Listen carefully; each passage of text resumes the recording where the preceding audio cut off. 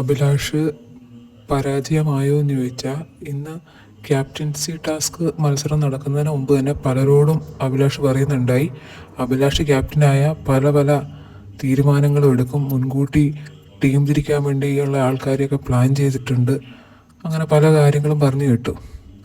പക്ഷേ ക്യാപ്റ്റനായ ശേഷമുള്ള team division തന്നെ വൻ പരാജയമായിപ്പോയി. കാരണം അഭിലാഷിന് വൻ പ്ലാനിങ് ഒക്കെ ഉണ്ടായിരുന്നു, ഓരോരുത്തർ ഏത് ടീമിലിടണം, ആരെ ക്യാപ്റ്റനാക്കണം എന്നൊക്കെ പല പ്ലാനിങ് ഉണ്ടായിരുന്നു. പക്ഷേ എന്നിട്ടും അഭിലാഷ് ആര്യൻ ജിസേൽ അവരുടെ ഒരു സ്വാധീനത്തിൽ പെട്ടുപോയി എന്ന് തന്നെ പറയാം. ടീം ഡിവിഷൻ ശരിയായില്ല. ആദ്യം തന്നെ ജിസേലിനെ വെസൽ ടീമിലാക്കി, അതിനുശേഷം അനീഷിനെ വെസൽ ടീമിൻ്റെ ക്യാപ്റ്റനാക്കിയപ്പോൾ ജിസേലിന് ഈഗോ അടിച്ചു. ജിസേലിന് ഒരു തരത്തിൽ വെസൽ ടീമിൽ പറ്റില്ല എന്ന് പറഞ്ഞു. അപ്പോൾ ഒരു ക്യാപ്റ്റനായിട്ടൊരു സ്ട്രിക്റ്റ് ഡിസിഷൻ എടുക്കാൻ അഭിലാഷിന് പറ്റിയില്ല.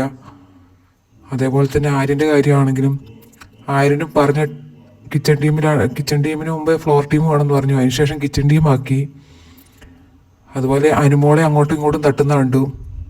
അപ്പോൾ ശരിക്കും പറഞ്ഞ ഒരു ക്യാപ്റ്റൻ എന്ന നിലയിൽ ഒരു സ്ട്രോങ് ഡിസിഷൻ എടുക്കാൻ അഭിലാഷിന് പറ്റിയില്ല.